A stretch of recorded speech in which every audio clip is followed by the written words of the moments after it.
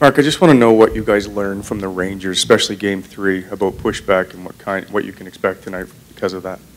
Yeah, I mean, I think they kind of adjusted a little bit to us in that last series. We could pick up the two-game lead, and it's going to be the same thing here. They're going to try and tweak a little bit to get around us, and you know, they're going to play with some desperation, so we need to match that.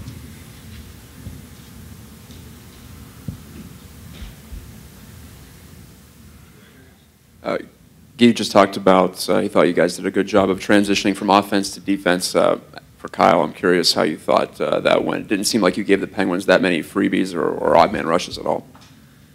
Yeah, I think our system's set up to make teams work, to get through the neutral zone and get into our zone, and even getting into our zone, make them work to get inside, to get quality opportunities. And then Craig's there to help us out when we do, but for the most part we try to limit that, and I mean, teams have a hard time with it, and that's the way we have to keep it.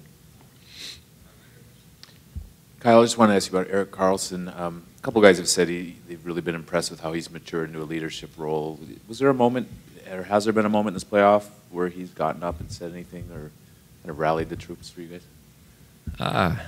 I think in his play, he's done that. He hasn't really had to say much. I mean, playing with the hurt foot, like he did, kind of spoke pretty loud to all of us that, you know, he's doing this with a broken foot. Like, we gotta follow him because he's going to lead us, and he's done a great job.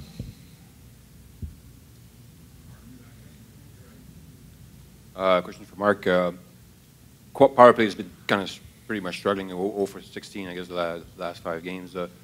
When you have a guy like Erik Karlsson as the quarterback, how do you explain that happening? I mean, it's tough. Obviously, you want to have success in your power play. It can be a pretty big game changer. I think if you look at the last game, you know, we had some really good zone time.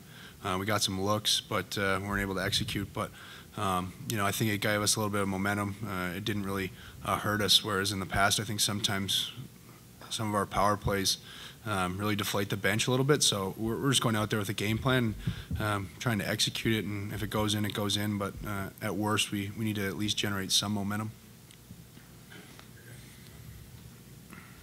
Kyle, I'm just wondering, you guys aren't skating very much these days other than playing the games. What benefit is that for you as you try to recover between games?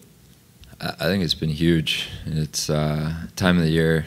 Everybody on every team is beat up and worn down, and energy is key. So to be able to just have a full day to recover the day after a game, and I mean, we didn't skate this morning either, so just to really maximize the recovery opportunity we get just kind of allows us to fully recover, but also motivates us to keep it that way so we don't have to skate moving forward.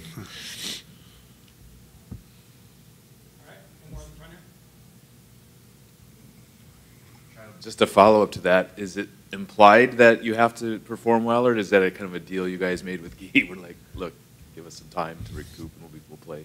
It's kind of like a unspoken understanding. I mean, if he's going to give us the time off, and you know, he expects us to come out with a lot of energy, and otherwise there's no point in doing it. So I think we understand what we have to do, and obviously it's the conference finals, so we're taking advantage of it and trying to put our best effort in every night. Can I ask you guys what you did on your day of rest? And I'm curious if I think Pittsburgh's a pretty good sports town. Do you get recognized in the street? Anybody approach you? Anybody say anything? I didn't really leave the hotel. Just kind of stuck it out there, relaxed, watched the final round of the players, and then went for dinner with some of the guys. Yeah, no, nothing. Went to a movie and just went for a couple walks.